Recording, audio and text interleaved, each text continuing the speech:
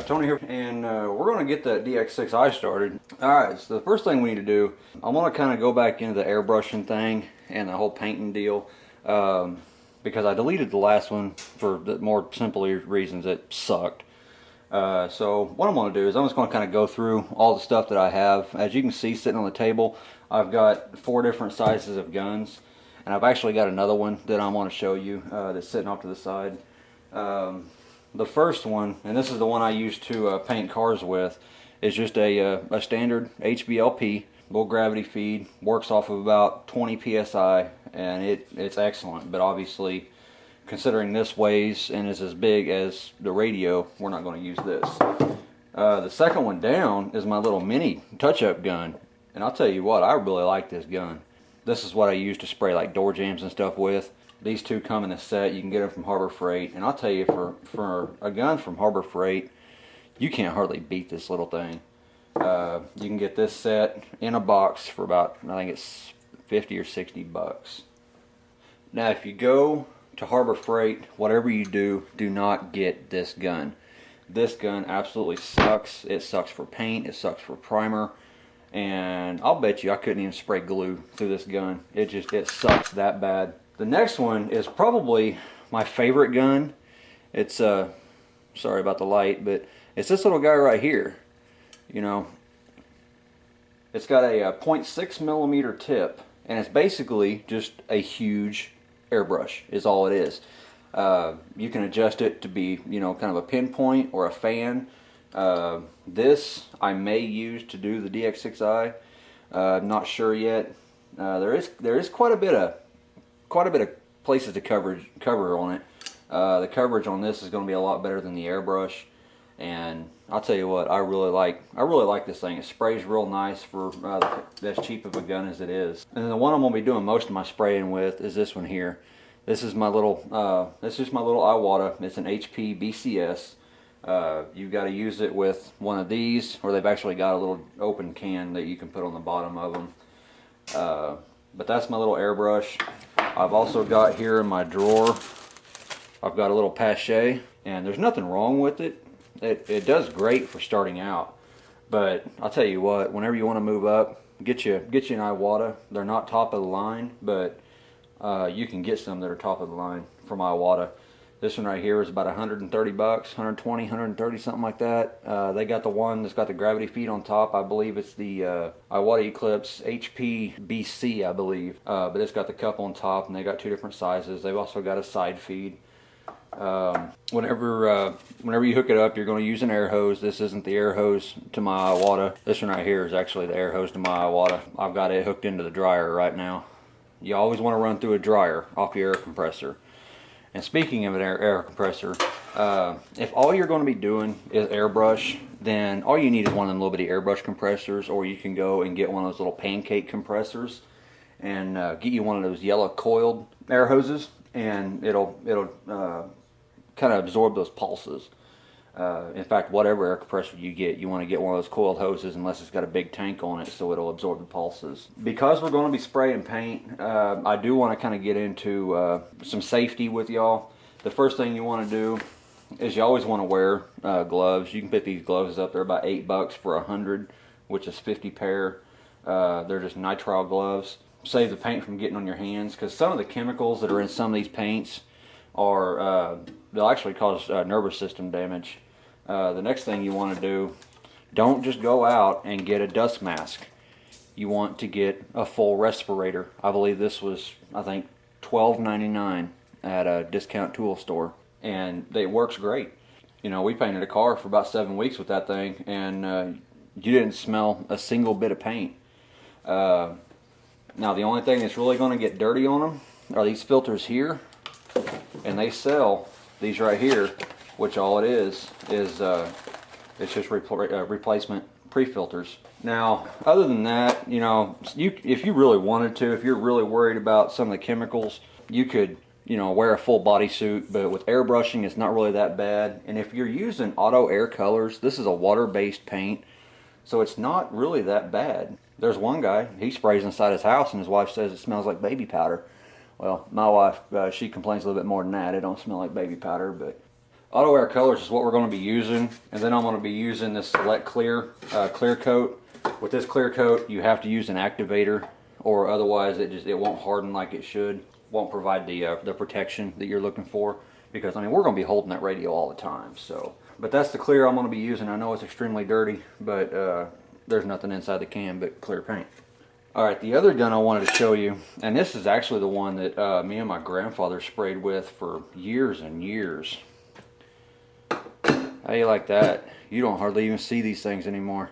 This is a Binks Model 69. It's a regular suction type spray gun. And I'll tell you what, this little puppy will put down some paint. I love this gun. This is one of my favorite guns. It's getting a little outdated, you know. So, but I wanted to show that to you. This thing's probably older than I am. If you do Binks Model 69 on Google search, you're not going to find much. So, but I wanted to show you guys that. All right, let's get into some of the stuff that we're going to be using. If you're going to be doing fine detail, you need to get you some of this. This is 1/8 inch fine line tape, and this is 1/16 inch fine line tape. They do cost quite a bit, but if you're going to be doing detail and real intricate work, you definitely want this for a nice clean line. Some of the stuff that we're going to be covering, we're just going to use 1 inch blue low tack masking tape. Don't use the brown. The brown's kind of been faded away. Just get this. It's actually a Duck brand clean release.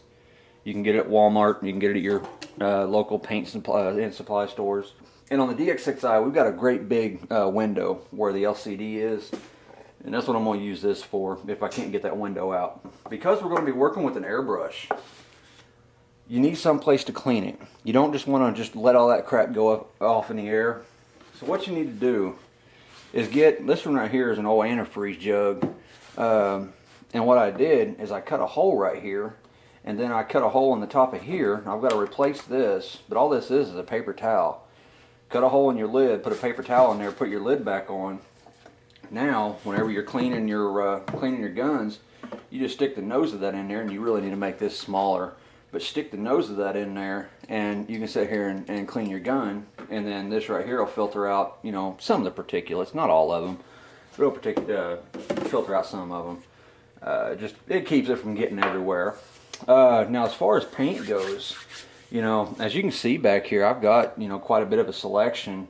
This right here is a base black. This is going to be primer, and then this right here is clear that's got pearl in it that I mixed. But you know, we're probably not going to be using much of that. The finish on the DX6i isn't that bad, so I mean there's really no reason to go in and prime it because I am going to be going over it with the Auto Air base coat sealer, which is it's a black. And then after we get done with that, I'm going to put the clear coat on it that I just showed you a little bit ago. We've got a few selections on primer. We could mix this, but I'll tell you what, mixing this, because you do have to use an activator with this primer, that's going to be kind of a pain in the butt, especially when we're only filling something that big. Now, if we're going to go ahead and we're going to spray a lot of primer, and we're going to use this gun or say one of these two guns, you know, I can understand using this. In fact, that's the most economical way. One primer that I will stress over and over again, do not use on anything that you really care about, is this right here. This is just a rust-oleum primer. Get it at Walmart. You know, it does stop rust, but if you really care about that finish, don't use this.